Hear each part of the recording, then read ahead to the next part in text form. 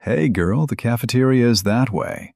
The raspy laughter of Staff Sergeant Blake Rodriguez echoed across the training yard of the classified military facility, causing everyone to turn and stare at the small woman who had just walked in. Emma Brooks, 28 years old with blonde hair tied in a neat high bun and clear blue eyes, stood at the entrance to the training yard, wearing a wrinkled gray t-shirt and old khaki pants. She looked like she had just wandered in from some coffee shop. "I thought this was a military training facility, not a yoga class for soccer moms," Blake continued, his muscles rippling beneath his green camo shirt as he clapped his hands to draw attention. The chorus of laughter from the surrounding soldiers made Emma blush, and she lowered her head and clutched her old bag tightly. Captain Michael Turner observed from the second-floor office, his sharp eyes tracking every movement. He knew exactly who Emma Brooks was, but his stern face revealed nothing. As Emma stumbled through the crowd in her torn sneakers, no one could imagine that within 20 minutes, this entire base would witness a complete upheaval. And that ordinary gray t-shirt was about to reveal a secret that could change the career of everyone on this base. The morning sun cast harsh shadows across the concrete training ground, where approximately 30 military personnel had gathered for what was supposed to be routine combat readiness assessment. The facility itself was nondescript from the outside, just another government building surrounded by razor wire and security cameras. But inside, it housed some of the military's most sensitive training programs, the kind that didn't appear on official budgets or organizational charts. Emma stepped carefully around a group of soldiers doing push-ups, her worn sneakers making soft, squeaking sounds against the polished floor. The contrast was stark. Everyone else wore crisp military uniforms, their postures rigid with discipline, while she moved with the uncertain gait of someone who clearly didn't belong. "Lost, sweetheart?" Tyler Adams called out from near the equipment rack, his voice dripping with condescension. The lean soldier had been watching Emma's entrance with growing amusement, already formulating jokes to share with his buddies later. "Visitor parking is around back, near the daycare center." Emma's cheeks flushed deeper red, but she didn't respond. Instead, she moved toward an empty corner of the facility, her head still down, shoulders hunched as if trying to make herself invisible. But there was something in the way she moved, a precision to her steps that seemed at odds with her apparent nervousness. Her feet naturally found the optimal spacing, her weight distributed evenly despite her obvious discomfort. Blake Rodriguez wasn't finished with his entertainment. At 6'3" with the build of a professional wrestler, he commanded attention wherever he went. His chest was covered with ribbons and commendations, evidence of tours in Afghanistan and Iraq that had earned him respect and fear in equal measure. "Ma'am, I think you might be confused about where you are," he announced, his voice carrying across the entire training ground. "This is a restricted military facility, not a civilian recreation center." The laughter grew louder. Several soldiers pulled out their phones, already anticipating the viral potential of what was unfolding. In an era where military blooper videos could rack up millions of views, Emma's obvious displacement seemed like comedy gold. From his vantage point above, Captain Turner made a note on his clipboard, but his expression remained neutral. He had been briefed about today's inspection in the most classified terms possible. The orders had come from so high up the chain of command that even he didn't know all the details. What he did know was that he was to observe and report, nothing more. Emma finally found her corner and set her bag down gently. As she did, she glanced at her wrist, not at a watch, but checking the time with the quick, efficient movement of someone accustomed to precise schedules. The gesture lasted barely a second, but it was executed with military precision, her hand rotating to the exact angle needed for optimal time reading. If you've ever felt the sting of being underestimated because of how you look, this story will hit close to home. Hit that like button right now and subscribe because these tales of hidden strength matter more than you know. Before we continue with Emma's story, I'm curious, where are you listening from today? Are you joining us from the States, somewhere in Europe, or perhaps from another corner of the world? Drop your country in the comments. There's something powerful about knowing we're all connected through stories like this. Now, let's see what happens when Blake's mockery goes too far. Seriously, who approved this? Dave Wilson emerged from behind a stack of training equipment, wiping sweat from his forehead with a regulation towel. At 35, he was one of the older non-commissioned officers on base, known for his no-nonsense attitude and complete intolerance for anything that didn't meet military standards. "We've got actual training to do here. This isn't some community outreach program." Wilson's comment drew nods of agreement from several other soldiers. The training schedule was already packed, and the presence of an obvious civilian was disrupting their rhythm. Military efficiency depended on everyone knowing their role and executing it flawlessly. Emma's presence introduced an element of chaos that made everyone uncomfortable. Blake strutted over to where Emma stood, his boots clicking against the concrete with military precision. Each step was calculated to intimidate, a technique he had perfected over years of dealing with recruits who needed to be broken down before they could be built up. But Emma wasn't a recruit. She was something else entirely, though nobody realized it yet. "Listen, miss," Blake began, looming over Emma's smaller frame. At 5'4", she looked almost childlike next to his imposing presence. "I don't know who told you this was some kind of public facility, but you need to understand something. This is a place for warriors, real warriors, people who have bled for their country, who've faced death and came back stronger." Emma looked up at him for the first time, her blue eyes meeting his brown ones directly. For just a moment, something flickered across her features. Not fear, but assessment. It was the look of someone measuring an opponent, calculating angles and vulnerabilities. Her pupils dilated slightly, a physiological response associated with tactical evaluation rather than intimidation. But it passed so quickly that Blake missed it entirely. "I'm sorry if I'm in the way," Emma said quietly, her voice barely above a whisper. "I was told to report here at 0800 hours. The use of military time caused a few raised eyebrows among the soldiers within earshot. 0800 hours wasn't how civilians typically described 8 o'clock in the morning. It was a small slip, barely noticeable, but in a room full of people trained to notice details, it didn't go completely unobserved. Sergeant Lisa White, who had been quietly observing from near the weapons storage area, frowned slightly.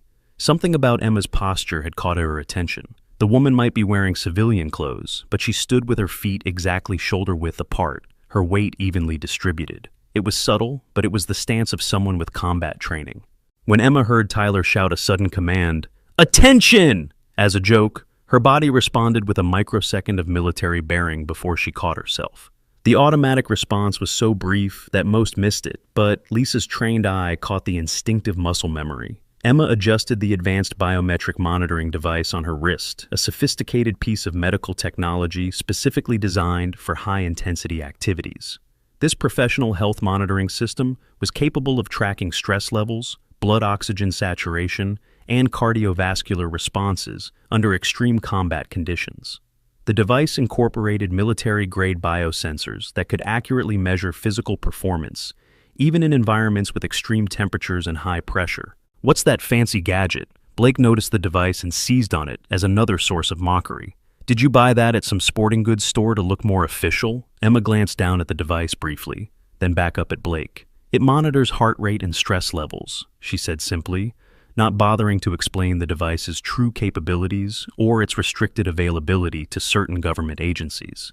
Blake laughed loudly, slapping his thigh in exaggerated amusement. "Heart rate monitor! Oh, that's perfect! Are you planning to track your workout while you're here? Maybe count your steps too?" The crowd of soldiers joined in the laughter, but Lisa White noticed something that the others missed. The device on Emma's wrist wasn't a consumer fitness tracker. The display was too sophisticated, the construction too rugged. It looked like the kind of equipment used by special operations personnel during high-risk missions. "Maybe we should give Ms. Brooks here a real workout," Wilson suggested, his voice taking on a more aggressive tone. "Show her what military fitness actually looks like. I bet she can't do 10 proper push-ups." "I can do push-ups," Emma said quietly, her voice carrying a note of certainty that hadn't been there before.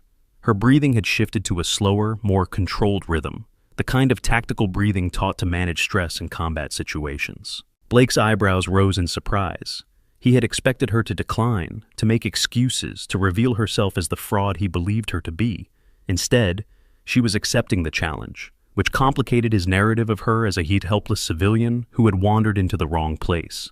Emma knelt down on the concrete floor and placed her hands in the proper push-up position. Her hand placement was exactly correct, slightly wider than shoulder width, fingers pointing forward, thumbs aligned with her chest. It was the positioning of someone who had done thousands of push-ups and knew the most efficient form by heart.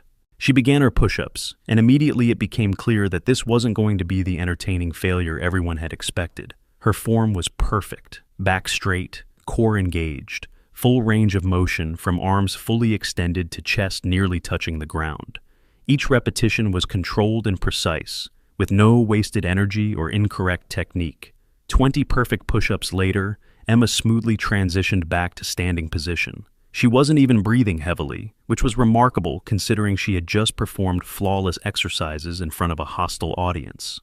"Where did you learn to do push-ups like that?" Blake demanded, his earlier mocking tone replaced by genuine suspicion. "I try to stay in shape," Emma replied, but the answer felt inadequate given what everyone had just witnessed. If watching someone get dismissed because of their appearance makes your blood boil, you're exactly who needs to see this. Share this video with someone who's ever been overlooked. They need to witness what's about to unfold. The skills Emma's about to reveal will shock everyone, including you. Wilson wasn't satisfied with Emma's display of basic fitness. "Push-ups are just the beginning," he announced. "Let's see how you handle something that requires real training." He gestured toward the weapons training area, where several M4 carbines were secured in a locked rack. "How about weapon assembly? Think you can handle that?" Emma's eyes flicked toward the weapons with an expression that was hard to read. For just a moment, her carefully maintained facade of nervous uncertainty seemed to waver, replaced by something that looked almost like anticipation. Blake approached the weapons rack and withdrew an M4 carbine that had been field stripped for training purposes. The weapon was in several pieces, all laid out on a military blanket. "Standard field strip," Blake announced. "You have 2 minutes to properly reassemble this weapon to operational status." Emma knelt beside the disassembled weapon, her hands hovering over the components without touching them. To everyone watching, it appeared she was trying to figure out how the pieces fit together. But careful observers might have noticed that her eyes were tracking across the components in a very systematic pattern, as if she was performing some kind of mental checklist. "Time starts now," Blake announced, clicking his stopwatch. Emma's hands moved to the weapon components, and immediately something changed. Where her movements had been careful and uncertain before, they suddenly became fluid and efficient. She picked up the lower receiver and began inserting the bolt carrier group with practiced ease, her fingers finding the proper alignment without hesitation. 1 minute, 47 seconds. Emma set the fully assembled M4 down and stepped back, her hands returning to her sides in the same relaxed position they had maintained throughout the morning. The silence that followed was profound. Blake stared at the weapon, then at Emma, then back at the weapon. His stopwatch was still running, but he seemed to have forgotten about it entirely. Wilson picked up the M4 and conducted his own function check. The weapon was not only properly assembled, but every component was seated correctly, and the timing was perfect. It was the work of an expert, not someone making lucky guesses. "This is impossible," Wilson muttered. "Nobody assembles an M4 that quickly without extensive training." Captain Turner had stopped taking notes. He was now focused entirely on the scene below, watching Emma's performance with growing understanding of what was really happening. The orders he had received were beginning to make perfect sense. Lisa White approached Emma with a mixture of respect and curiosity. "Emma, where did you really learn to do that? That wasn't beginner's luck. That was professional-level competence." Emma remained silent, apparently unwilling or unable to explain her unexpected expertise. Her earlier nervousness seemed to be returning, as if her moment of skill had been an aberration that she now regretted revealing. "I was Army," Emma said finally, offering just enough truth to diffuse the immediate tension.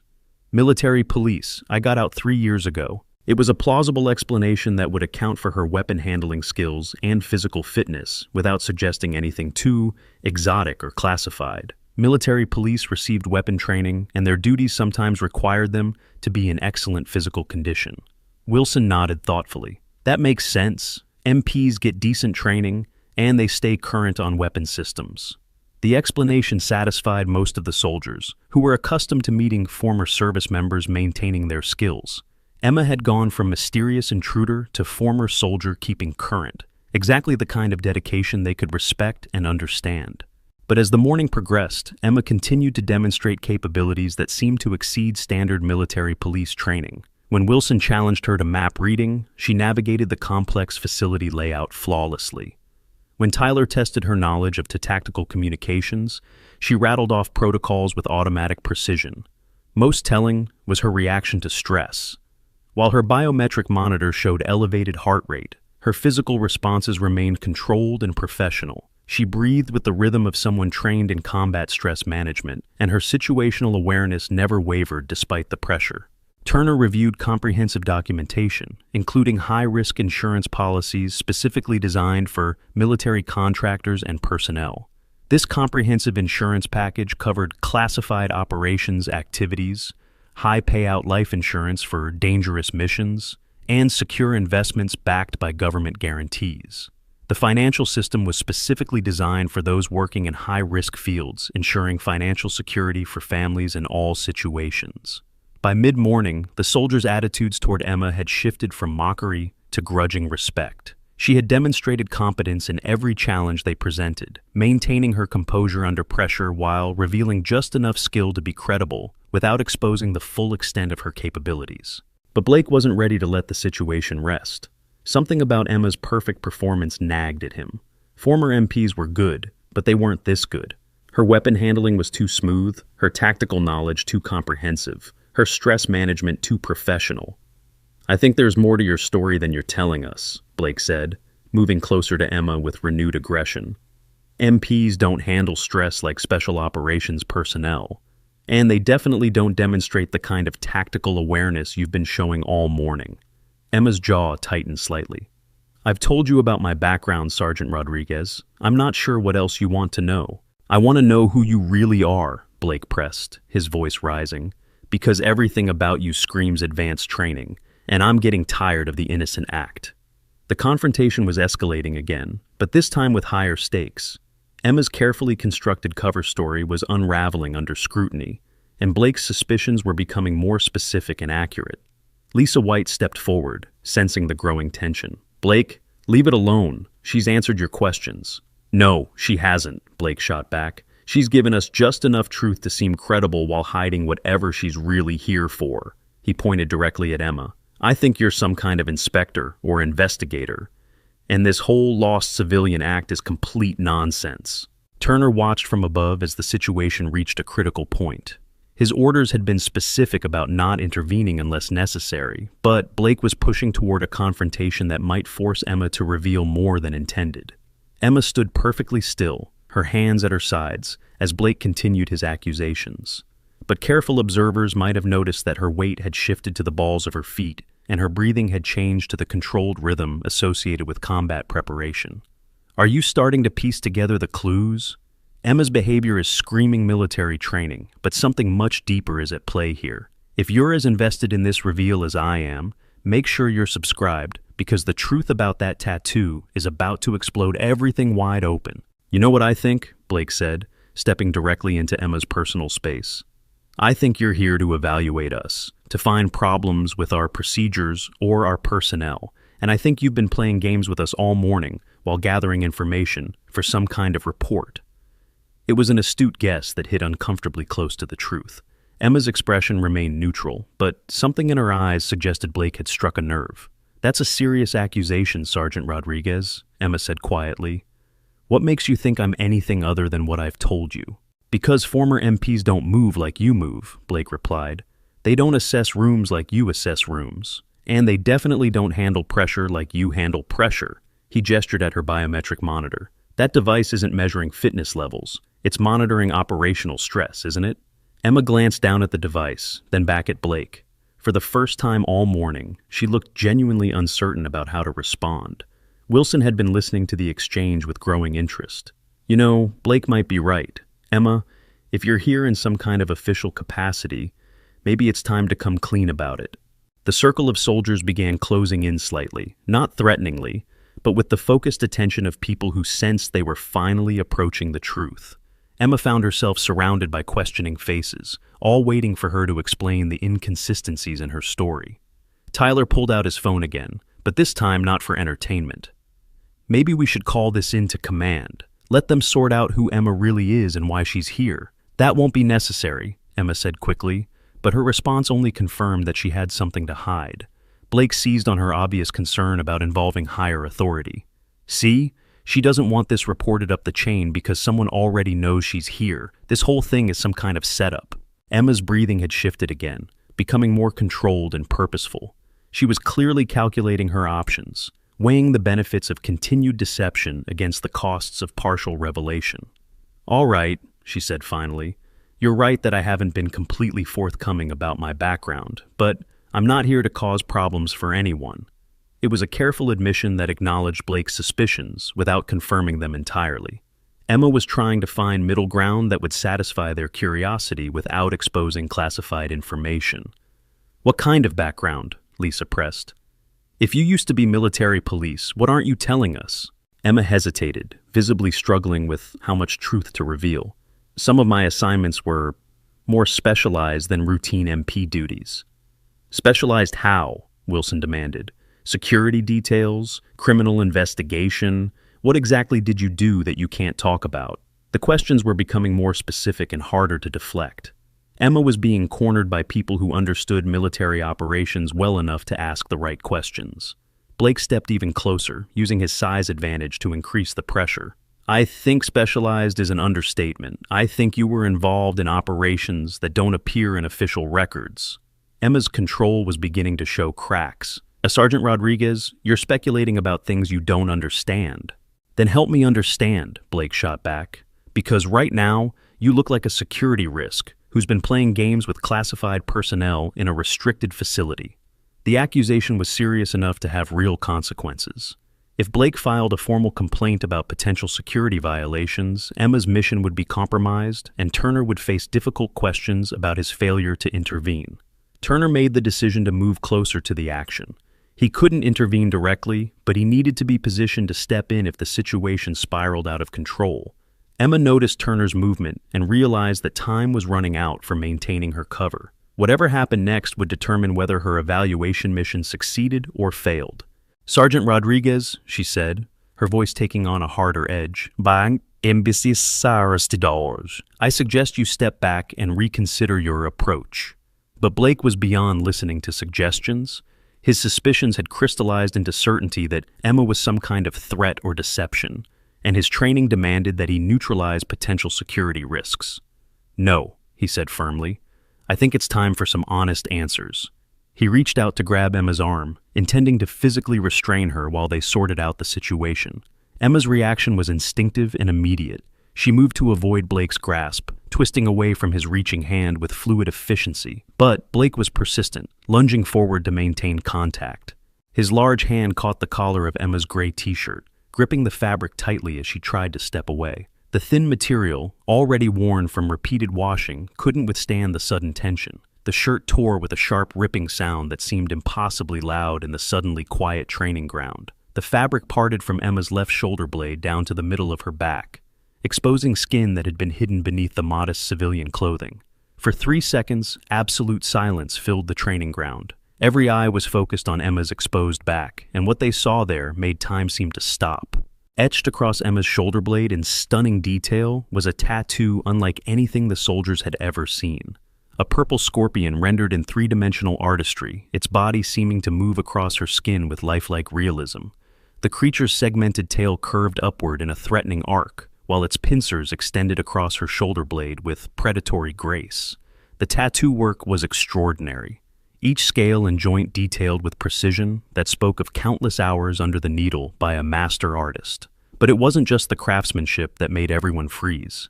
Beneath the scorpion, in stark military lettering, were words that changed everything.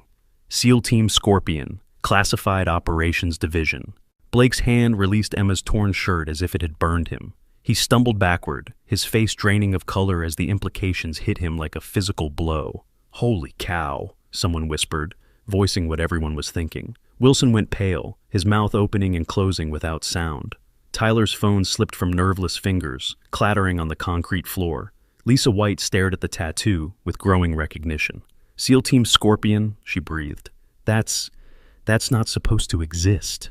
From his position above, Captain Turner straightened to full attention. He had been briefed on Emma's identity, but seeing the physical proof of her affiliation was still shocking. SEAL Team Scorpion was legendary, even among special operations communities. A unit so classified that its existence was denied by official sources. Emma stood perfectly still, the torn fabric hanging from her shoulders, as every person in the training ground processed what they were seeing. The nervous civilian was gone, replaced by something infinitely more dangerous and professional. Blake found his voice first, though it came out as barely more than a whisper. You're actually..."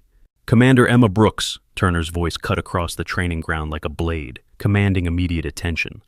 United States Navy, Naval Special Warfare Command. Every soldier in the facility immediately snapped to attention, their bodies responding to the authority in Turner's voice, even as their minds struggled to process the revelation. Turner strode down from his observation post, his bearing formal and respectful. When he reached the group, he came to attention himself and rendered a perfect military salute. "Ma'am," he said clearly, "my apologies for the extended deception. The evaluation has been completed as ordered."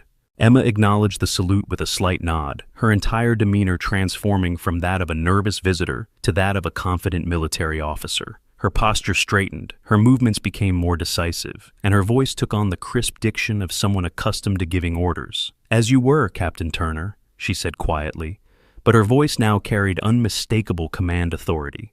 Blake stared at Emma in shock, his mouth slightly open as he processed what had just happened. "Ma'am, are you really—" "SEAL Team Scorpion, Classified Operations Division," Emma confirmed, adjusting her torn shirt to maintain some semblance of modesty, while the extraordinary tattoo remained partially visible. "Though I should mention that particular designation has been changed for operational security reasons." The revelation hit the room like a physical force. SEAL Team Scorpion was whispered about in special operations communities, stories of impossible missions, operations that officially never happened, warriors who appeared and disappeared like shadows. Lisa White found her voice first. "Ma'am, how many people are in—" "Classified," Emma replied simply, "but I can tell you that the purple scorpion tattoo is earned, not chosen, and it's only awarded to those who complete certain types of operations under specific conditions." Wilson looked like he was going to be sick. "Ma'am, we had no idea. You treated me exactly as you should have treated an unknown person with questionable credentials in a secure facility," Emma interrupted. "Your security awareness was appropriate, and your skepticism was justified, but Blake wasn't willing to let himself off that easily. With respect, ma'am, we were disrespectful and unprofessional. Our behavior was unacceptable regardless of who you turned out to be." Emma studied Blake for a long moment, her blue eyes assessing him with the same calculation she had shown throughout the morning.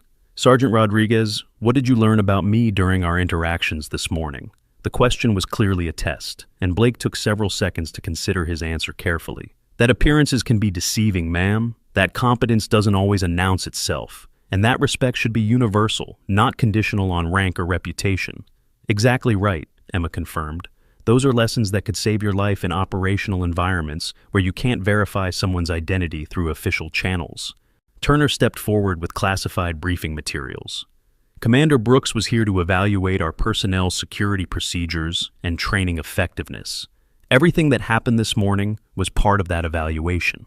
The soldiers looked at each other with growing understanding of how badly they had failed the test. Emma had been assessing their behavior, their assumptions, and their professional conduct while they thought that they were entertaining themselves at her expense.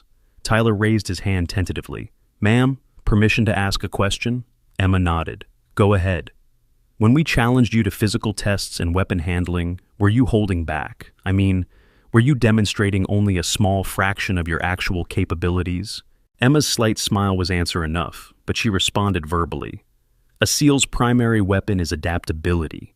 Knowing when to reveal your capabilities and when to conceal them is essential for mission success." The implication was clear. Everything Emma had demonstrated was just the tip of the iceberg in terms of her actual abilities.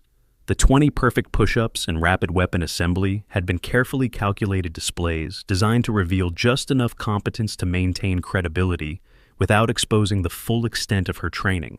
Lisa White was struggling to process the magnitude of her error in judgment. "Ma'am, when I was trying to be protective and supportive, was I being condescending without realizing it?" Emma considered the question thoughtfully. "Sergeant White, your instincts to prevent harassment and maintain professional standards were exactly correct. However, you might consider that protection based on perceived weakness can be as problematic as aggression based on assumed incompetence." It was a sophisticated point about the nuances of respect and equality. Even well-intentioned protective behavior could be based on incorrect assumptions about someone's capabilities or need for assistance. Blake was dealing with profound embarrassment and regret. "Ma'am, is there anything we can do to—" I mean, how do we learn from this and do better? Emma looked around at each soldier before answering. You begin by understanding that this evaluation revealed both strengths and weaknesses in your unit. Your security consciousness was good. Your teamwork during the emergency drill was excellent. Your willingness to apologize and learn from mistakes shows character. She paused, letting that sink in before continuing. However, your initial assumptions about my presence here were based on superficial characteristics rather than behavioral evidence. And some of your comments crossed the line from professional skepticism into personal mockery. The balanced assessment was fair but firm. Emma was acknowledging their positive qualities while clearly identifying areas that needed improvement. The way this story unfolds proves that respect should never be conditional on knowing someone's resume. If this moved you like it moved me, hit that notification bell. We've got more incredible stories of the hidden warriors coming your way. You won't want to miss what happens next. Turner moved to conclude the evaluation phase of the exercise. Based on Commander Brooks's assessment, this unit will undergo immediate retraining on personnel security procedures. Additionally, all personnel will complete sensitivity training focused on unconscious bias and professional conduct. The consequences were serious but fair. Emma's evaluation had revealed genuine problems that needed to be addressed through additional training and awareness. As the formal evaluation concluded, Emma began to gather her materials, but her encrypted phone buzzed with an incoming priority message. She glanced at the display and her expression immediately became more serious. Blake caught the change in her demeanor. "Ma'am, is everything all right?" Emma read the message more carefully, her jaw tightening as she processed the information. "Captain Turner, I need to use your secure communications facility immediately." Turner nodded without question. "Of course, ma'am. This way." As Emma moved toward the communications center, still holding her torn shirt together, Lisa White called out, "Ma'am, will we see you again, or was this a one-time evaluation?" Emma paused and looked back at the group of soldiers who had spent the morning learning painful but valuable lessons about respect, assumptions, and professional conduct. "That depends on how well you implement the lessons from this exercise," she replied. "Excellence draws opportunity, while mediocrity draws oversight." It was both encouragement and warning. If the unit improved their performance, they might earn more positive attention. If they didn't, they might face more intensive scrutiny. But as Emma disappeared into the secure communications facility with Turner, none of the soldiers could have imagined that her morning evaluation exercise was about to become the least significant event of her day. The message on her phone had contained information that would transform her from training instructor back to operational SEAL, with stakes considerably higher than teaching lessons about professional conduct. The torn gray t-shirt and exposed purple scorpion tattoo had revealed one secret. But Emma Brooks carried many others, and some of them were about to be tested in ways that would make the morning's confrontation seem like a pleasant conversation. Blake stared at the door through which Emma had disappeared, finally beginning to understand the magnitude of what had just happened. "Do you realize," he said quietly to his fellow soldiers, "that we just spent the morning mocking one of the most dangerous people in the American military?" Wilson nodded slowly. "And she let us. She could have shut us down at any moment, but she let us reveal exactly who we are." Tyler was picking up his phone from the concrete floor, the device that had been recording what he thought would be entertainment. Now the footage seemed like evidence of their own failure to recognize excellence when it stood directly in front of them. Lisa White looked at the spot where Emma had been standing when Blake tore her shirt, exposing the tattoo that changed everything. "I wonder how many other people like her are out there, hiding in plain sight, protecting us from threats we never even know exist." It was a sobering thought. Emma's evaluation had revealed not just their own biases and limitations, but the existence of a world operating in shadows around them, a world where warriors like Commander Emma Brooks moved invisibly through society, carrying secrets that could reshape everything. As the soldiers began cleaning up the training area and processing the morning's lessons, none of them could have predicted that Emma's real mission was just beginning. The purple scorpion tattoo had been revealed, but the sting was yet to come. And somewhere in Syria, a crisis was developing that would require every skill Emma had demonstrated that morning, along with capabilities so classified that even her tattoo only hinted at their existence. But that revelation would have to wait for another day, in another place, where the stakes would be measured not in professional embarrassment, but in lives saved or lost in the endless shadow war that protected the innocent from those who would do them harm. The evaluation was complete. The real mission was about to begin. In the secure communications facility, Emma's fingers moved rapidly across the encrypted keyboard as she established a connection with Naval Special Warfare Command. The message she had received was brief but alarming. Scorpion 7 compromised. Syria operation blown. Extraction required immediately. Time critical. Captain Turner stood at respectful attention behind her, having cleared the room of all other personnel per Emma's request. The communication center was a testament to modern military technology. Multiple screens, satellite uplinks, and encryption systems that could maintain secure contact with any location on Earth. "This is Scorpion 1, Emma spoke into the secure headset, her voice taking on the crisp professionalism of operational communications. "Requesting full briefing on 7's status and current threat assessment." The response came through crystal clear, despite bouncing off satellites thousands of miles above Earth. "Scorpion 1, this is Command. 7 was conducting surveillance on weapons trafficking network in Aleppo when cover was blown. Last contact was 1800 hours local time. Hostile forces are actively hunting." Emma's jaw tightened as she processed the information. Scorpion 7 was Lieutenant Commander Sarah Chen, one of only 12 operators worldwide authorized to wear the purple scorpion tattoo. If Chen was compromised in Syria, the implications extended far beyond a single mission. "What's the extraction timeline?" Emma asked, already knowing the answer would be challenging. "Golden Hour Protocol is in effect," Command replied, using the designation for emergency extractions that had to be completed within 60 minutes or were considered lost causes. "But we have a complication. 7 is carrying classified intelligence on terrorist financing networks. That information cannot fall into hostile hands under any circumstances." Turner stepped closer, having caught enough of the conversation to understand the gravity of the situation. SEAL operations were always dangerous, but missions involving classified intelligence carried additional stakes that could affect national security. Emma made rapid calculations in her head. Syria was approximately 7,000 miles from their current location. Even with the fastest military aircraft available, getting there would take hours, far beyond the golden hour window for safe extraction. "Command, requesting authorization for immediate departure," Emma said, already knowing what her orders would be. "Negative Scorpion 1, Syrian airspace is currently contested, and we cannot risk additional assets until the situation is clearer. You are to remain on standby pending further intelligence." It was the answer Emma had expected, but not the one she wanted. In special operations, patience was often the difference between successful missions and catastrophic failures. But every minute of delay reduced Chen's chances of survival. "Understood, Command, maintaining readiness posture and awaiting further orders." Emma removed the headset and turned to Turner, who was studying classified situation reports that had been streaming in during her conversation. "Captain, what's your assessment of the regional situation?" Emma asked, treating Turner as the professional military officer he was, rather than someone to be protected from classified information. Turner consulted his materials before responding. "Ma'am, Syrian government forces are conducting major operations in the Aleppo region. Multiple hostile factions are active, including ISIS remnants and Iranian-backed militias. It's a fluid situation with changing battle lines and questionable command authority." Emma nodded, having suspected as much. Syria remained one of the most dangerous operational environments in the world, where even elite special forces face significant risks from multiple threats operating simultaneously.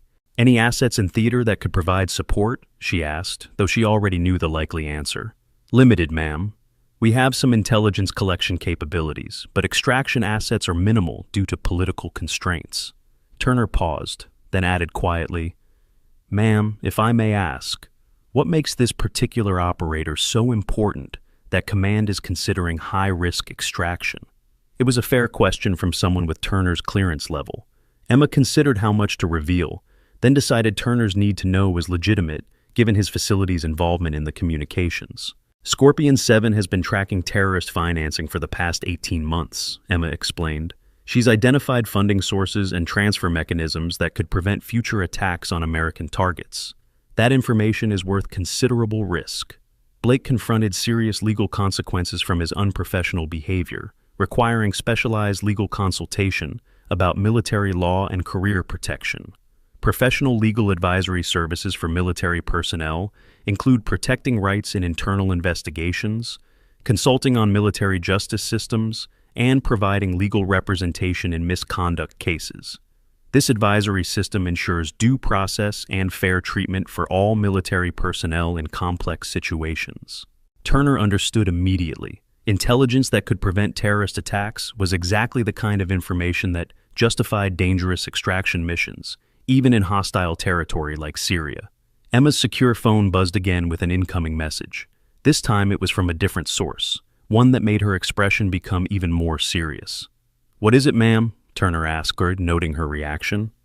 "Intelligence indicates that Seven's compromise wasn't accidental," Emma replied, reading the message more carefully. "Someone provided her location and operational details to hostile forces. We're looking at a security breach that extends beyond the immediate mission." The implications were staggering. If someone within the intelligence community was feeding information to terrorists, Scorpion operations worldwide could be compromised. Every operator wearing the purple Scorpion tattoo might be at risk. Emma's mind raced through the possibilities.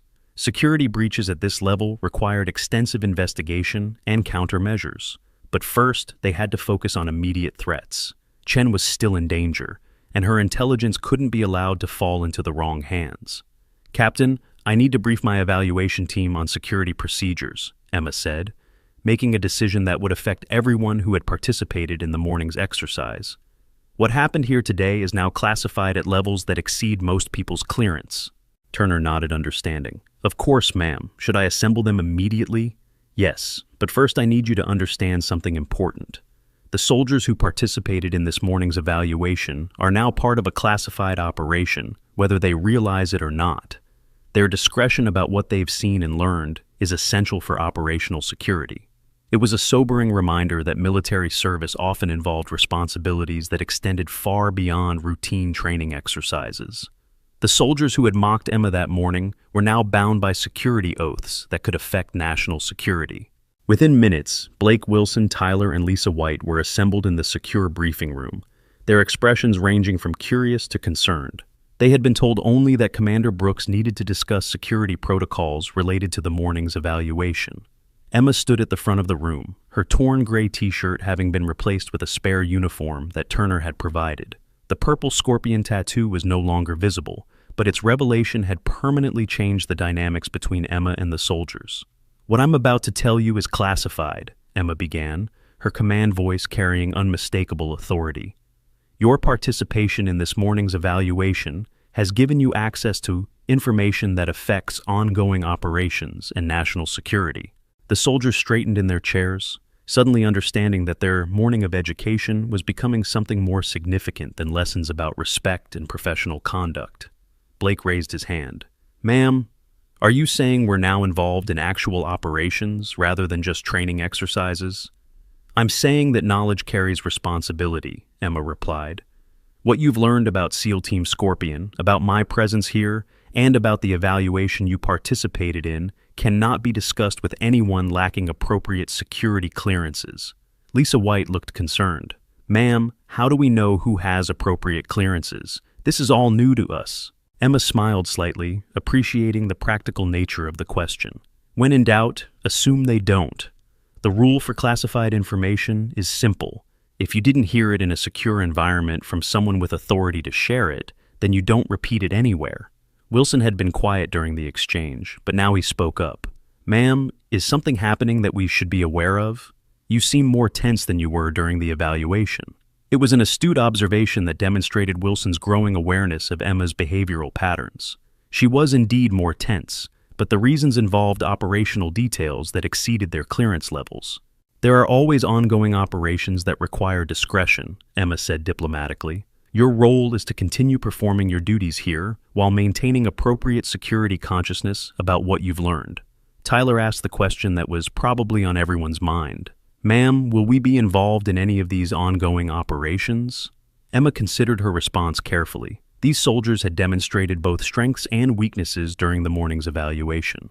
Their security awareness needed improvement, but their basic competence and willingness to learn were evident.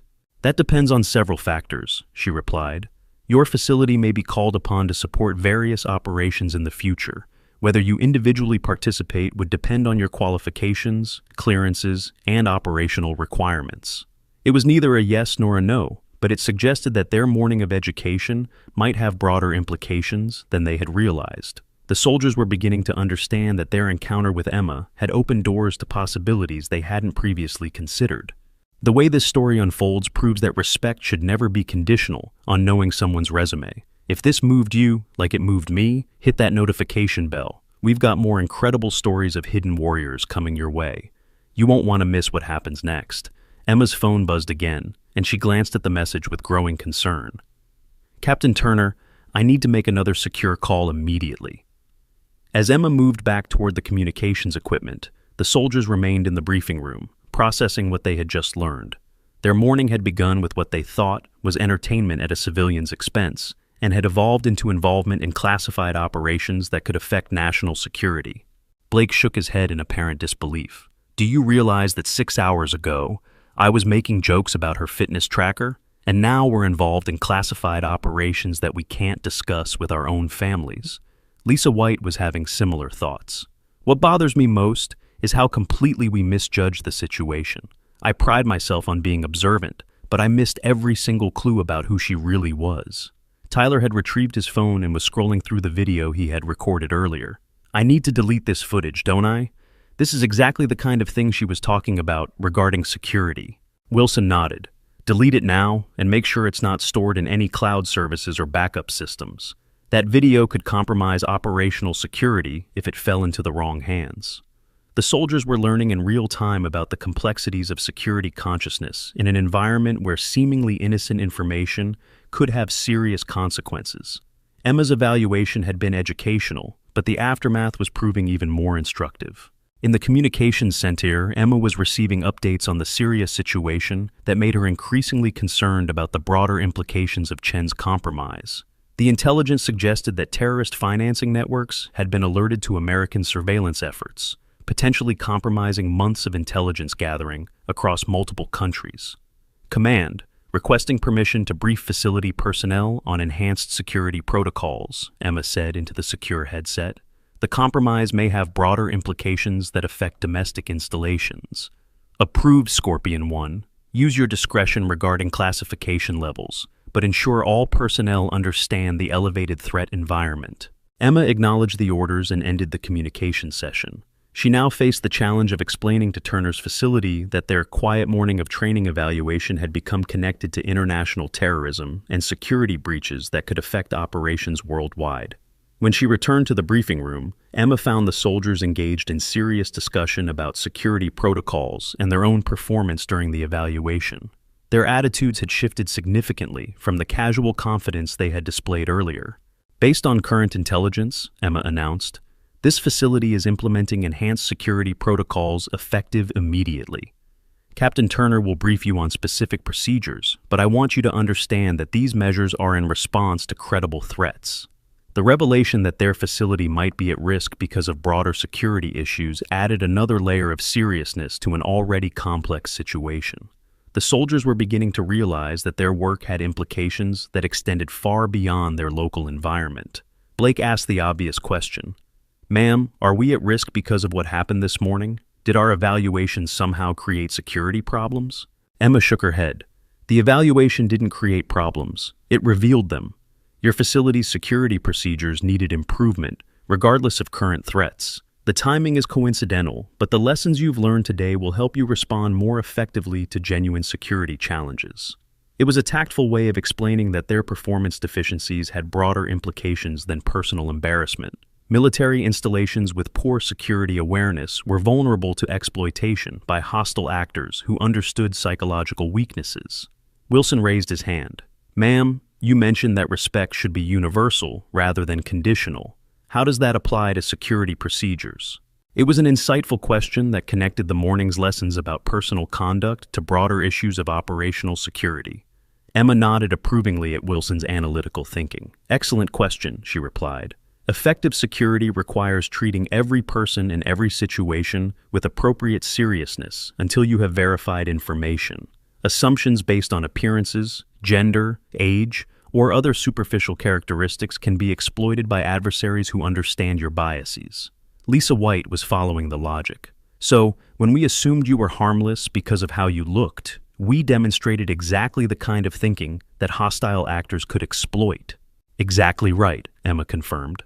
And the actual infiltrator with appropriate preparation could have used your assumptions to gain access to classified areas, equipment, or information. Your focus on obvious threats prevented you from properly assessing subtle indicators. Tyler looked uncomfortable as he processed the implications.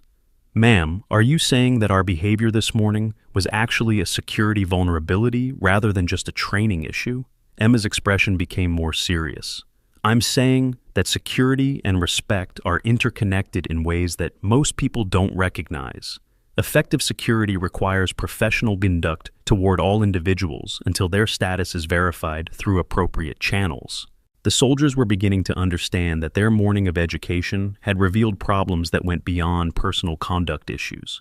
Their facility's security depended on their ability to make accurate assessments without being influenced by prejudicial assumptions. Emma's secure phone buzzed with another priority message. She read it quickly, and her expression became grimmer. Captain Turner, we have an update on the serious situation. I need to brief you immediately. As Emma and Turner moved toward the secure communications area, the soldiers remained in the briefing room, processing the growing complexity of their situation. What had started as a routine training day had evolved into involvement in international security issues that exceeded anything they had previously experienced. Blake voiced what everyone was thinking. I have a feeling this is just the beginning. Commander Brooks didn't come here for a simple evaluation. She's involved in operations that are way beyond our normal scope. Wilson nodded agreement. And somehow, we've become part of it. The question is whether we're qualified for whatever comes next. Lisa White was studying the secure communications area where Emma and Turner were engaged in urgent discussion. I think we're about to find out. Look at their body language. Something significant is happening. Indeed, Emma and Turner were engaged in intense conversation over classified materials that were being transmitted in real time. The serious situation was developing rapidly, and decisions made in the next few hours could affect American lives and national security interests. Turner emerged from the secure area and addressed the assembled soldiers. Based on current intelligence, this facility is being designated as a support node for ongoing operations. You'll be receiving additional security briefings and specialized training over the next several days. The announcement transformed their status from routine facility personnel to participants in operations that required enhanced clearances and specialized knowledge. Their morning evaluation had become a gateway to responsibilities they hadn't anticipated. Emma rejoined the group, her expression reflecting the weight of information she had just received. The situation in Syria has escalated beyond a simple extraction mission. We're dealing with a security breach that affects operations worldwide, including potential threats to domestic installations. She paused to let that information settle before continuing. Your facility has been selected to support response operations because of your location, capabilities, and the security assessment conducted this morning. Blake asked the logical question. Ma'am, what kind of support operations? Are we talking about communications, logistics, or something more direct? Emma glanced at Turner before responding. Initially, communications and intelligence support. However, operational requirements may expand depending on how the situation develops. Captain Turner will brief you on specific roles and responsibilities. The transformation was remarkable. In less than 12 hours, these soldiers had gone from mocking a supposed civilian to becoming participants in classified operations with international implications. Their education about respect and professional conduct had become preparation for responsibilities that would test all of their capabilities. Tyler raised his hand tentatively. Ma'am, are we qualified for this kind of work? I mean, our performance this morning wasn't exactly impressive. Emma's response was measured but encouraging. Your performance this morning revealed both strengths and areas for improvement. More importantly, it demonstrated your willingness to learn and adapt when confronted with new information. Those qualities are essential for the kind of work you'll be doing. Wilson had been studying the classified materials visible on Turner's desk. Ma'am, without compromising security, can you tell us what kind of timeline we're looking at? Days, weeks, months? Operational timelines are fluid, Emma replied diplomatically. However, I can tell you that the initial phase will require intensive preparation and training. You'll need to achieve higher security clearances and demonstrate competence in specialized areas. Lisa White asked the practical question that was probably on everyone's mind. Ma'am, what about our families? How do we explain sudden changes in our duties and schedules? It was exactly the kind of concern that demonstrated growing understanding of operational security requirements. Family members often became security vulnerabilities, not through malicious intent, but through normal social interaction and curiosity. Cover stories and operational security protocols will be part of your enhanced training, Emma replied. The key principle is that your loved ones need to know enough to understand changes in your availability without knowing details that could compromise security. Turner stepped forward to address logistical concerns. Effective immediately, this facility is implementing rotating schedules that will allow for specialized training while maintaining normal operational capability. You'll receive detailed briefings on new procedures within 24 hours. The rapid pace of change was overwhelming, but the soldiers were beginning to adapt to their new circumstances. Military service had trained them to accept sudden shifts in mission and responsibility, though rarely had those shifts been quite so dramatic. Emma's phone buzzed again, and she read the message with obvious concern. "We have another development. Intelligence suggests that the security breach may have originated from domestic sources rather than foreign infiltration." The implications were sobering. If someone within the American intelligence community was providing information to terrorist networks, the scope of the problem extended far beyond a single compromised operation in Syria. Blake's expression became more serious. "Ma'am, are you saying we're dealing with treason rather than just operational security failures?" Emma chose her words carefully. "I'm saying that the investigation is ongoing and all possibilities are being considered. What I can tell you is that the threat environment has changed significantly, which affects how we approach all operations." Wilson was processing the broader implications. If domestic sources are compromised, how do we know who to trust? How do we verify that our own communications and operations are secure? It was an astute question that got to the heart of counterintelligence challenges. When security breaches could come from within, traditional trust relationships and verification procedures became inadequate. That's exactly why facilities like this one are being selected for specialized operations, Emma explained. Your morning evaluation wasn't just about personal conduct. It was about assessing reliability, judgment, and security consciousness under pressure. Tyler was beginning to understand the fuller implications of their situation. So, when we demonstrated poor judgment and security awareness this morning, we were actually being tested for reliability in classified operations. Among other things, Emma confirmed, the evaluation revealed both strengths and weaknesses that needed to be addressed before you could be trusted with enhanced responsibilities. Lisa White had been quiet during this exchange, but now she spoke up. "Ma'am, I have to ask, if we had continued behaving unprofessionally, would we have been excluded from these operations entirely?" Emma's response was direct. Personnel who demonstrate poor judgment, lack of discretion, or inability to adapt their behavior based on new information are security risks in classified environments. Your willingness to learn and improve was as important as your technical competence. The soldiers were beginning to understand that their morning had been more than education. It had been evaluation for responsibilities that would define their military careers going forward. Their reactions to stress, criticism, and new information had been carefully assessed for indicators of reliability and judgment. Blake looked around at his fellow soldiers. "So, we passed some kind of test we didn't know we were taking." "You demonstrated adaptability and willingness to learn from mistakes," Emma replied. "Those qualities are more important than perfect initial performance. People who can't adapt to new information or acknowledge their errors are unsuitable for classified work." Turner consulted his secure communications equipment, which had been receiving updated intelligence throughout their discussion. "Commander Brooks, we're receiving tasking orders for immediate implementation. The support operations are beginning now, rather than after extended preparation." Emma nodded, having anticipated that development. Crisis situations rarely allowed for leisurely preparation periods, and the Syria compromise was creating cascading effects that required immediate response. "All right, people," Emma announced, her command voice taking full authority. "Training period is over. You're now supporting active operations with real-world implications. Captain Turner will brief you on immediate responsibilities." The transformation was complete. Within 12 hours, these soldiers had moved from routine facility operations to supporting classified missions that could affect American lives and national security.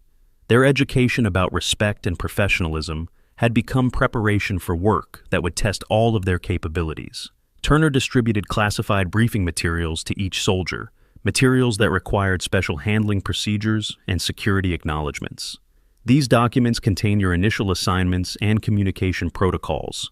Study them carefully, because you will be implementing these procedures immediately.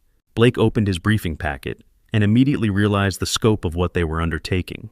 Communication codes, authentication procedures, and operational protocols filled multiple pages of detailed instructions. Wilson was having similar reactions to his materials. "Captain, this is significantly more complex than anything we've handled before. Are we going to receive additional training on these procedures?" "You'll receive on-the-job training as operations develop," Turner replied. "The situation in Syria is time-sensitive, which means we're implementing procedures immediately rather than after extensive practice sessions." Tyler asked the logical follow-up question. "What happens if we make mistakes during actual operations? In training, errors are learning opportunities, but this sounds like mistakes could have serious consequences." Emma answered that concern.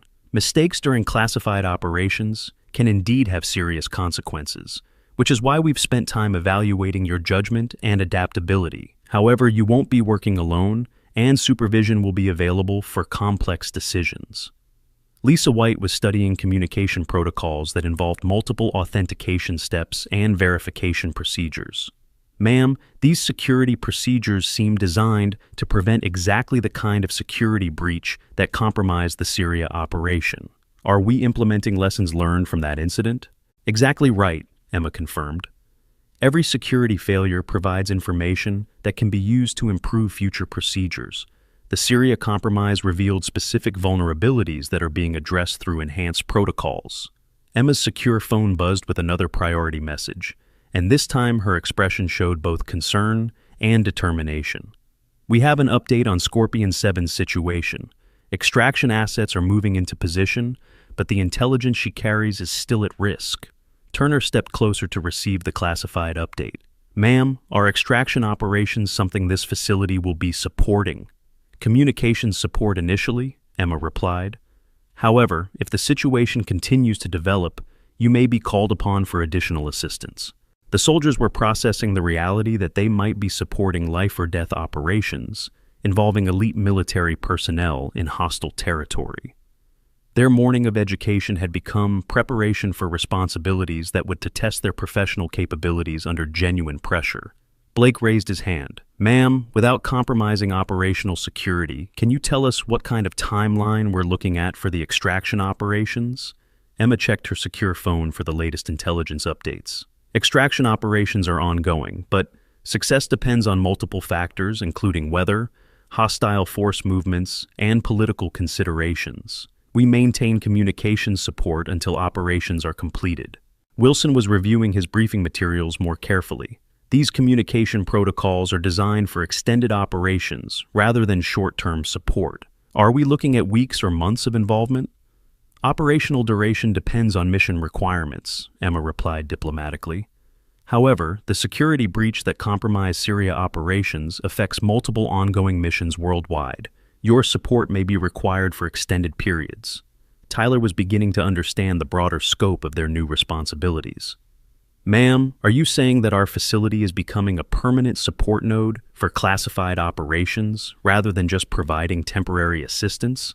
Turner answered that question based on the briefing materials he had been reviewing. "This facility is being designated as a regional support center for naval special warfare operations. Your roles will expand significantly over the next several months." The announcement represented a fundamental change in the facility's mission and the soldiers' careers. What had been a routine training installation was becoming a hub for operations that would require enhanced security, specialized training, and ongoing involvement in classified activities. Lisa White asked the practical question that was probably concerning everyone. "Captain, how does this designation affect our normal duties and responsibilities? Are we transitioning entirely to classified operations, or will we be maintaining dual roles?" "Dual roles initially," Turner replied. "You'll maintain facility security and training responsibilities while adding classified operations support. However, as your clearances and specializations develop, the balance may shift toward more classified work."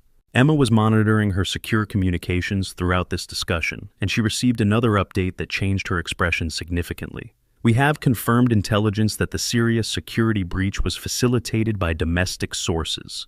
Counterintelligence operations are beginning immediately. The revelation that American personnel might be providing information to terrorists added another layer of complexity to an already serious situation. If the intelligence community itself was compromised, traditional security procedures and trust relationships needed to be reconsidered. Blake voiced what everyone was thinking. Ma'am, if we can't trust normal intelligence channels, how do we know that our own operations are secure? How do we verify that classified information isn't being compromised at our level? It was exactly the kind of analytical thinking that Emma had hoped to see during the morning's evaluation. Blake was beginning to understand counterintelligence challenges and their implications for operational security. That's why enhanced security protocols are being implemented immediately, Emma explained. New authentication procedures, compartmentalized information access, and verification requirements are designed to prevent exactly the kind of breach that affected Syria operations. Wilson was studying the enhanced security protocols in his briefing materials. These procedures are significantly more complex than standard classification handling. Are we going to receive specialized training on counterintelligence awareness? Beginning immediately, Turner confirmed. Counterintelligence training is now mandatory for all personnel supporting classified operations. You'll learn to recognize potential security threats and implement protective measures. Tyler raised his hand. Ma'am, when you evaluated our security consciousness this morning, were you looking for indicators that we might be vulnerable to the same kind of compromise that affected Syria operations? Emma nodded approvingly at Tyler's insight. Security consciousness, professional judgment, and resistance to psychological manipulation are all factors that affect personnel reliability in classified environments. Your evaluation covered multiple dimensions of trustworthiness. Lisa White was beginning to understand the fuller implications of their morning experience. So, when we demonstrated poor judgment and unprofessional behavior, we were revealing exactly the kind of vulnerabilities that hostile actors could exploit? Exactly right, Emma confirmed. Personnel who make decisions based on prejudice, who lack professional discipline, or who can't adapt their behavior when presented with new information are security risks in sensitive operations. The soldiers were processing the sobering realization that their morning mistakes had revealed potential vulnerabilities that could affect national security if not addressed through training and awareness. Emma's secure phone displayed another priority message, and she read it with obvious relief. We have positive news. Scorpion 7 has been successfully extracted from Syria. The intelligence she was carrying is secure. Turner immediately understood the implications. Ma'am, does this mean the immediate crisis is resolved, or are there ongoing concerns related to the security breach? The immediate extraction crisis is resolved, Emma reported. However, the security breach investigation is ongoing, and counterintelligence operations are continuing. Your facility's support role remains active. Blake asked the logical follow-up question. Ma'am, what lessons learned from the Syria incident will affect our operations going forward? Emma's response demonstrated the continuous learning culture that characterized special operations communities. Every mission provides information that improves future operations. Syria confirmed that security breaches can come from unexpected sources, which affects how we approach information sharing and operational planning. Wilson was reviewing protocols for handling classified communications. These new procedures seem designed to prevent exactly the kind of information sharing that enabled the Syria compromise. Are we implementing compartmentalization measures? Enhanced compartmentalization is part of the new protocols, Turner confirmed. Personnel will have access only to information directly relevant to their specific responsibilities, rather than broader operational knowledge. Tyler was beginning to understand operational security from a more sophisticated perspective. So, even though we're all working on the same operations, we won't necessarily know what each other is doing unless it directly affects our individual assignments? Correct, Emma replied. Compartmentalization limits the damage that can result from any single security breach. If one person's information is compromised, it doesn't automatically compromise the entire operation. Lisa White asked about the practical implications. Ma'am, how do we coordinate effectively if we don't have complete information about what others are doing? It was an astute question about the balance between security and operational efficiency. Too much compartmentalization could prevent effective coordination, while too little could create security vulnerabilities. Coordination occurs through authorized channels with appropriate supervision, Emma explained. You'll learn to work effectively within compartmentalized structures while maintaining security discipline. Emma's phone buzzed again, but this time the message seemed to bring good news rather than additional concerns. Intelligence indicates that the Syria operation's success has disrupted terrorist financing networks more significantly than initially anticipated. The information Scorpion 7 obtained is providing leads for additional operations. Turner understood the strategic implications immediately. Ma'am, does this mean our facility's support role is likely to expand rather than diminish as follow-up operations are planned? Very likely, Emma confirmed. Success in one operation often generates requirements for additional missions as new intelligence reveals further opportunities. Blake was processing the long-term implications of their new roles.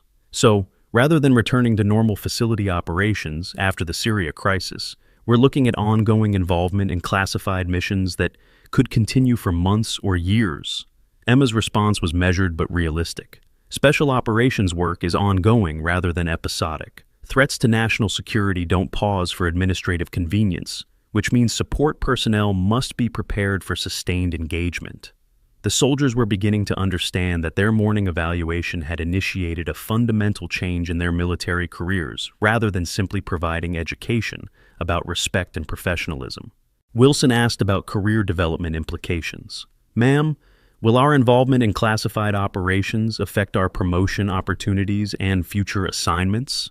Specialized experience in classified operations is valuable for career advancement, Emma replied.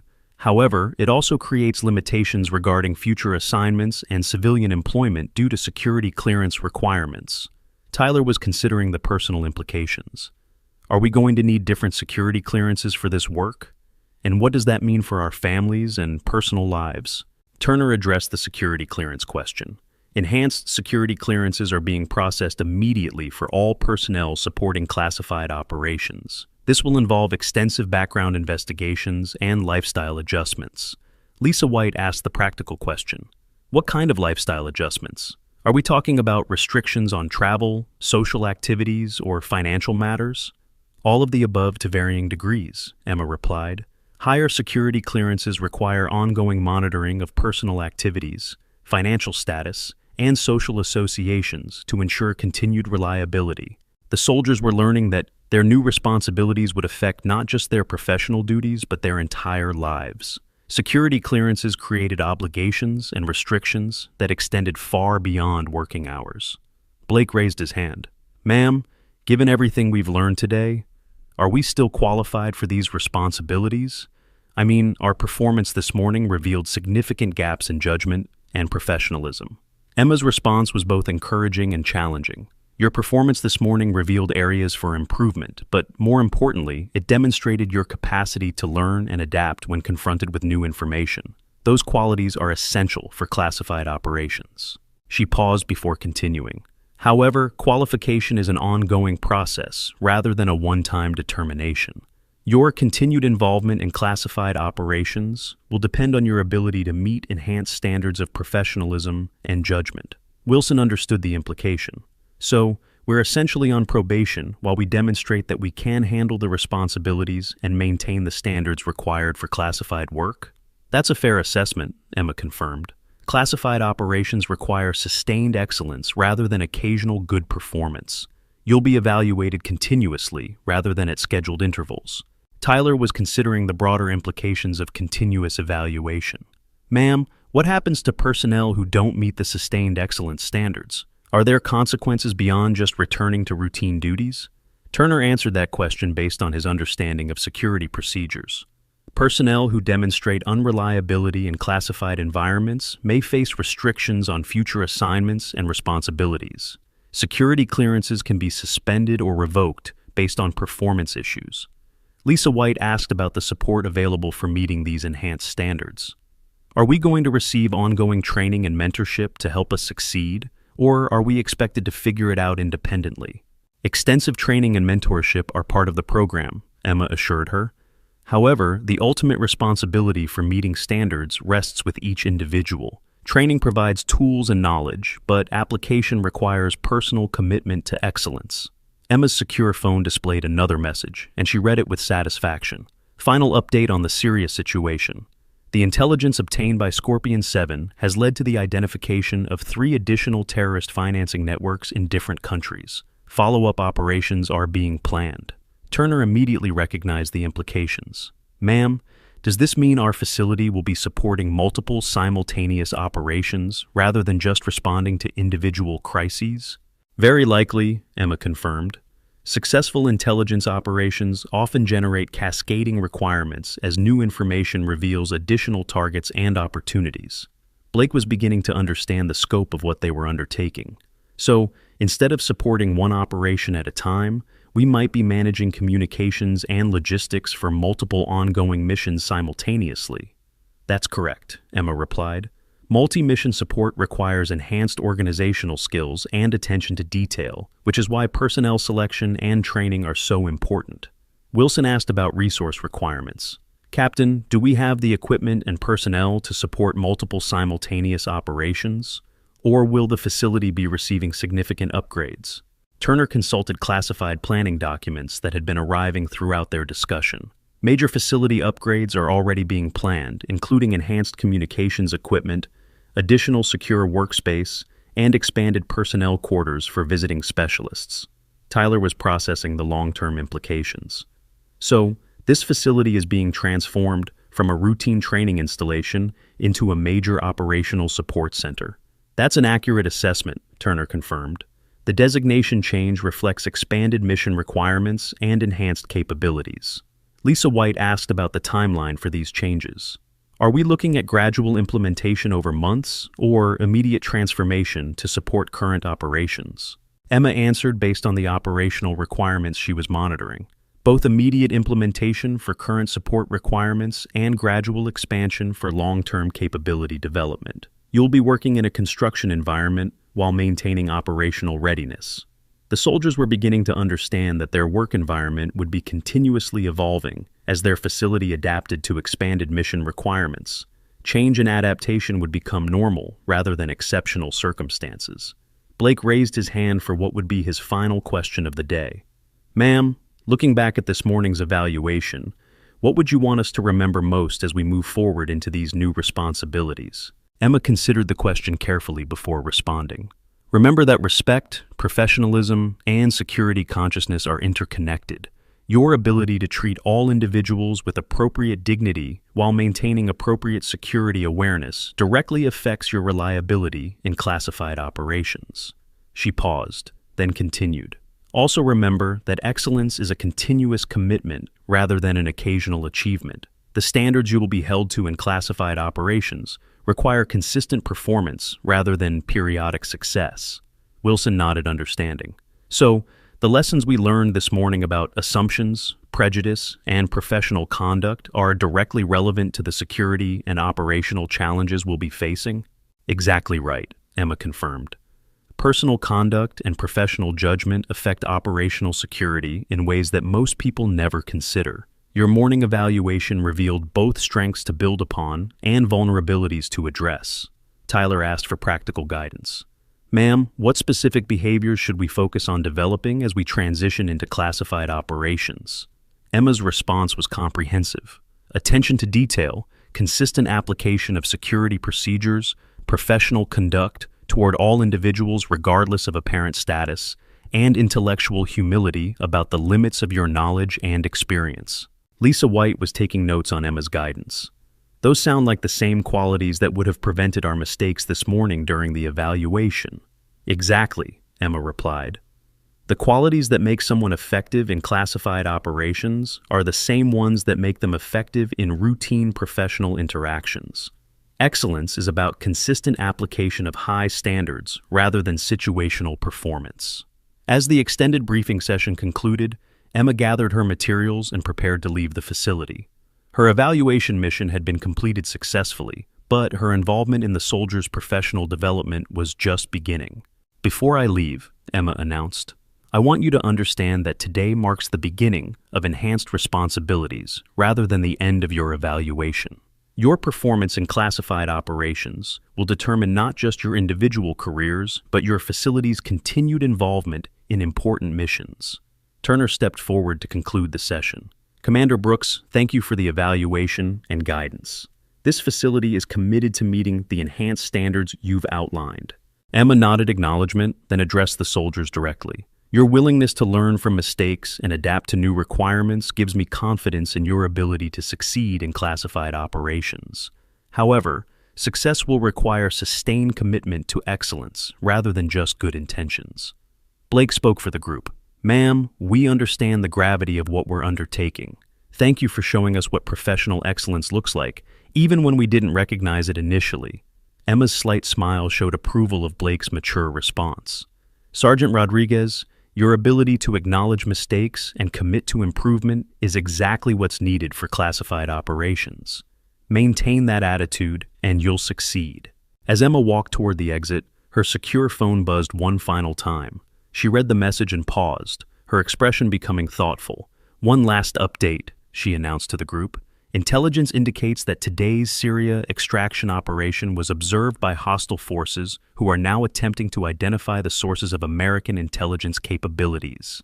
The implication was clear. Their facility's new role in classified operations was already attracting attention from adversaries who wanted to disrupt American special operations capabilities. Turner understood immediately. Ma'am, does this mean we should expect increased scrutiny or potential security threats? It means you should expect to apply everything you've learned today about security consciousness and professional conduct, Emma replied. The work you're undertaking has opponents who will exploit any weakness or vulnerability they can identify.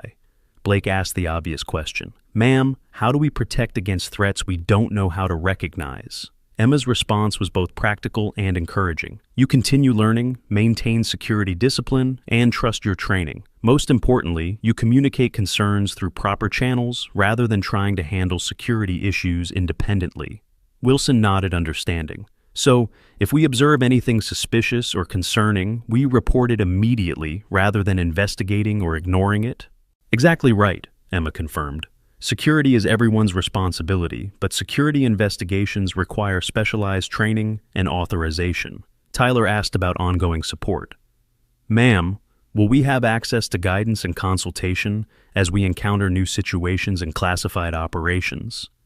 Continuous support and consultation are built into classified operations, Emma assured him. You won't be working in isolation, and experienced personnel will be available for guidance and decision support. Lisa White raised her hand for the final question.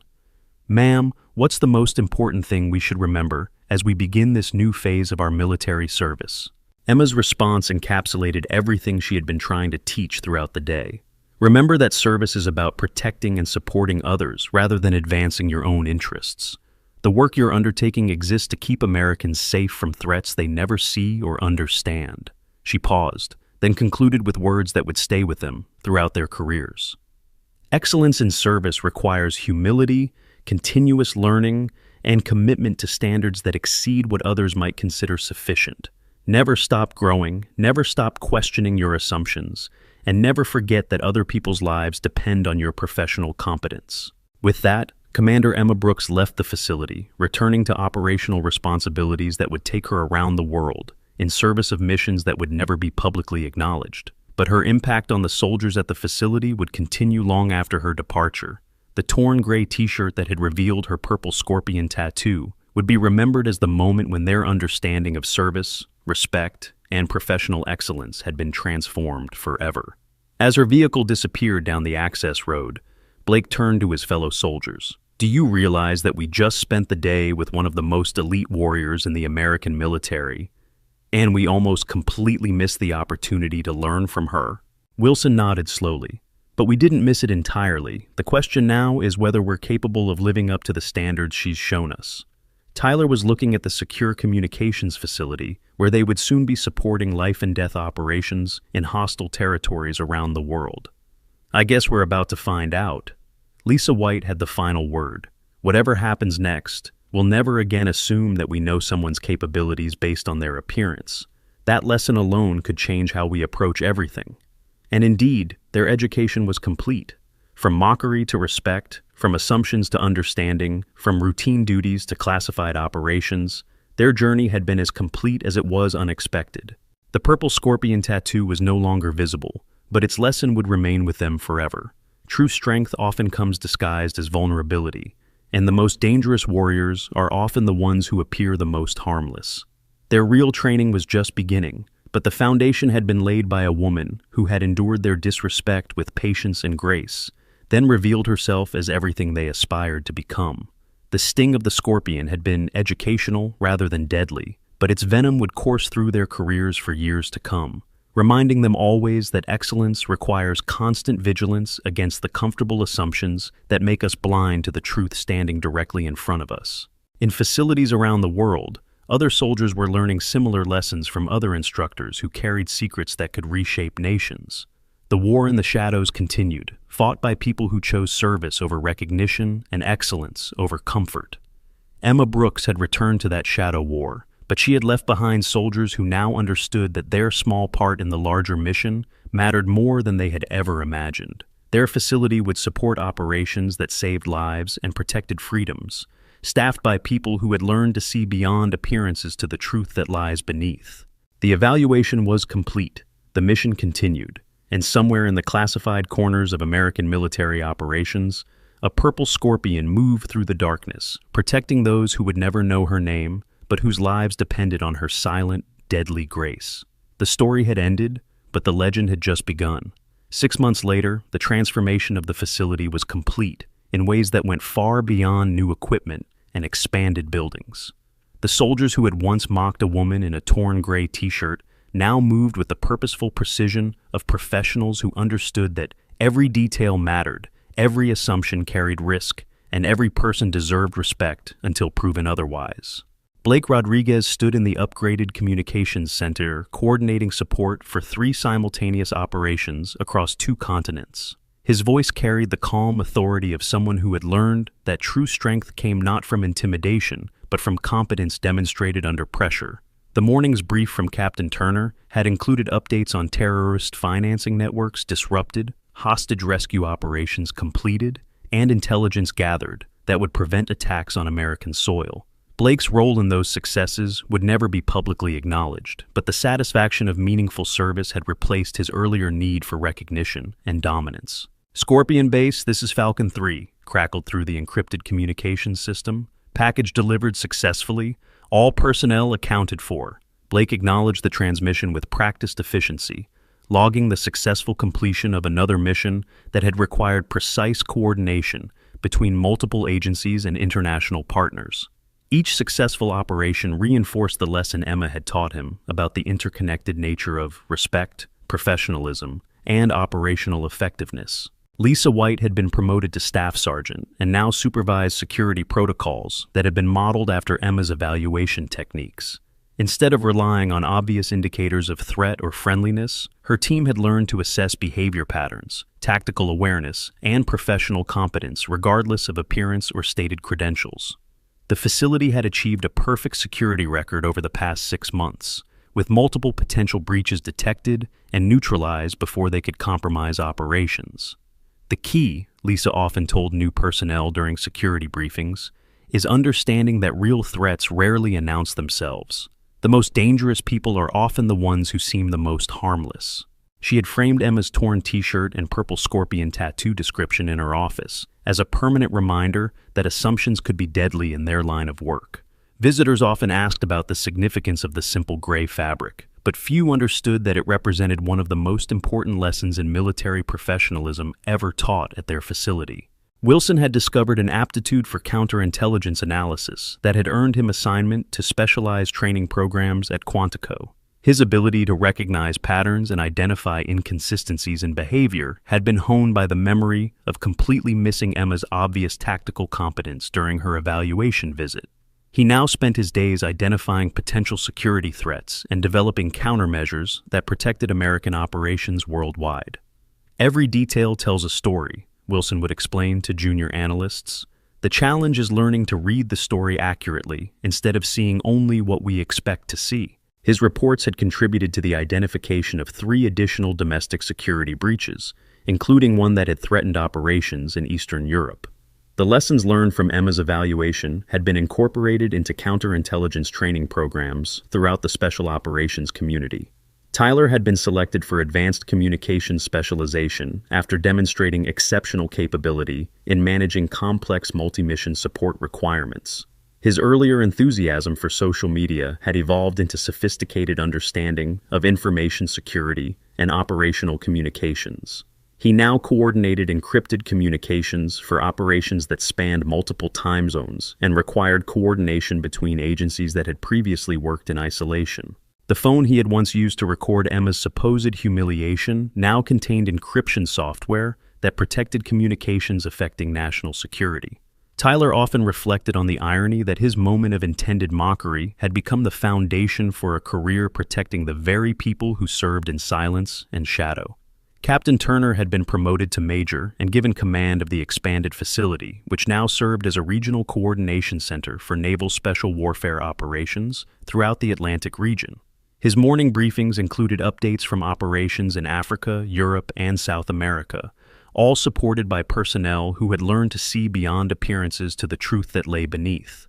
The facility's success rate in supporting classified operations had earned recognition from the highest levels of military command, though that recognition remained classified and would never appear in official records. Turner knew that their excellence was built on the foundation Emma had established during her evaluation visit, when she had shown them that true professionalism required continuous commitment to growth and improvement. Emma herself had become something of a legend within special operations communities, though her name was never mentioned in official reports and her existence was denied by public affairs officers.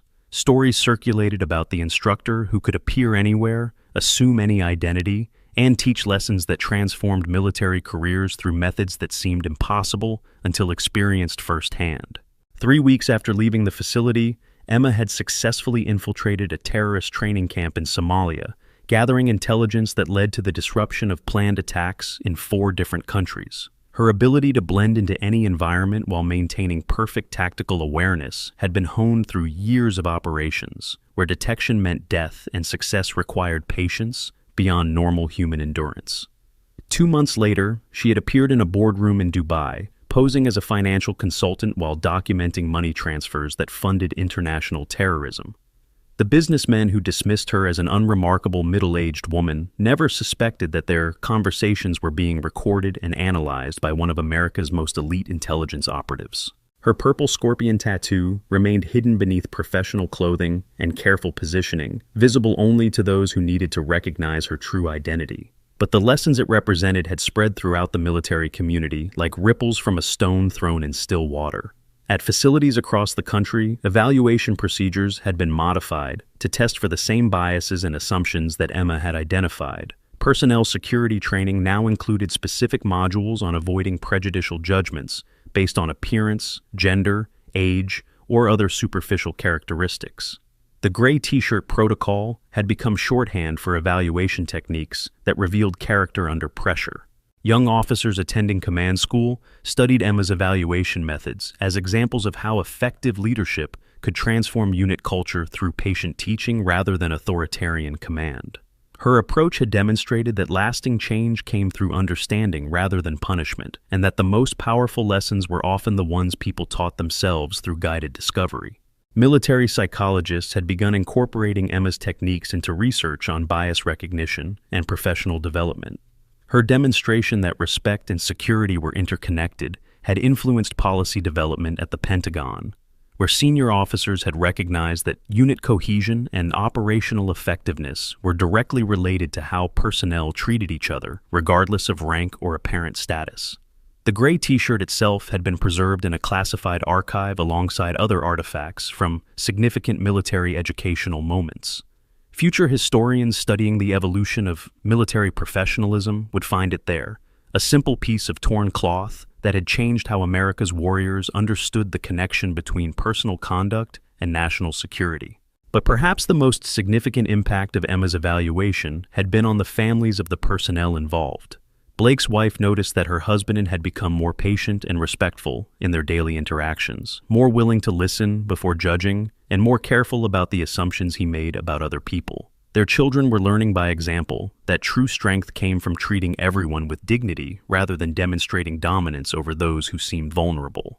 Lisa's teenage daughter had watched her mother's career advancement with pride, understanding that professionalism and competence were more valuable than appearance or social status. The lessons Lisa had learned about seeing beyond surface characteristics were being passed to the next generation, creating ripple effects that would extend far beyond military service. Wilson's analytical skills had improved his civilian relationships as well as his professional performance. He had become more observant of the people around him, more aware of the stories their behavior told, and more appreciative of the hidden depths that existed in everyone he met. His dating life had improved dramatically once he learned to look beyond superficial characteristics to the character and intelligence that lay beneath. Tyler's social media presence had evolved from entertainment to education as he began sharing carefully sanitized lessons about the importance of respect and professional conduct. His followers had noticed the change from mockery and criticism to encouragement and support, though they had no idea that the transformation had begun with a torn t-shirt in a classified facility. In Syria, the intelligence networks that Scorpion 7 had risked her life to document continued providing information that prevented terrorist attacks and disrupted funding sources for international violence. The extraction operation that had seemed so urgent during Emma's facility visit had generated intelligence value that exceeded initial estimates, leading to follow-up operations that had saved hundreds of lives and prevented attacks that would have made international headlines. The counterintelligence investigation into domestic security breaches had identified and neutralized a network of compromised personnel who had been providing information to hostile foreign governments. The techniques developed during that investigation, influenced by Emma's insights into behavioral analysis and bias recognition, had been incorporated into ongoing security procedures throughout the intelligence community. Other SEAL Team Scorpion operators continued their shadow work around the world, their existence denied and their operations classified beyond the reach of public knowledge. Each wore the purple scorpion tattoo as a reminder of the standards they had sworn to uphold and the prices they had paid to earn their place among America's most elite warriors. In a small apartment in Virginia, Emma received new orders that would take her to Southeast Asia, where intelligence suggested that terrorist networks were attempting to acquire weapons of mass destruction. She packed the same worn clothing and unremarkable accessories that had served her so well during the facility evaluation, understanding that her greatest weapon remained the ability to be overlooked and underestimated by those who measured threats only by obvious indicators. As she prepared for another mission that would never be acknowledged, Emma reflected on the soldiers she had left behind at the facility. Their transformation from mockery to respect had been complete. But more importantly, they had learned to apply those lessons in ways that made them more effective warriors and better human beings. The torn gray t-shirt had been replaced by mission-specific clothing, but the lesson it had taught would remain with those soldiers throughout their careers and beyond. They had learned that assumptions were dangerous, that respect was essential, and that the most important battles were often fought not with weapons, but with character and professional competence. Blake would command facilities of his own someday, and he would remember to look beyond appearances when evaluating personnel and assessing threats. Lisa would teach security procedures to the next generation of warriors, ensuring that Emma's lessons continued spreading throughout the military community. Wilson would analyze intelligence with the understanding that the most significant details were often the ones that seemed least important. Tyler would coordinate communications, knowing that every successful operation depended on people who chose service over recognition. The evaluation had ended, but its impact would continue for generations. In small ways and large, the lesson of the Purple Scorpion would influence how America's warriors understood their duty to respect all people while maintaining vigilance against those who would do harm to the innocent. Emma closed her apartment door and walked toward another mission in another country, carrying secrets that could change the world and burdens that would never be shared. But she also carried the satisfaction of knowing that somewhere behind her, soldiers who had once mocked a woman in a torn t-shirt now understood that true strength lay in service, respect, and the quiet competence that protected others without seeking credit or recognition. The legend continued, written in classified files and unacknowledged victories, carried forward by people who had learned that the most dangerous warriors were often the ones who seemed the most ordinary, and that the greatest victories were won by those who never needed to take credit for them. In shadows and silence, the work continued. And somewhere in the darkness, a purple scorpion moved with deadly grace, protecting those who would never know her name, but whose freedom depended on her willingness to serve without recognition, to sacrifice without complaint, and to fight without glory for the simple principle that good people deserved protection from those who would do them harm. The story had ended, but the legend had just begun. And legends, unlike stories, never truly end. They transform into truth, carried forward by those who understand that some things are more important than personal recognition, and that the highest form of service is that which is never seen, never acknowledged, and never forgotten by those who know the price that others pay for their freedom.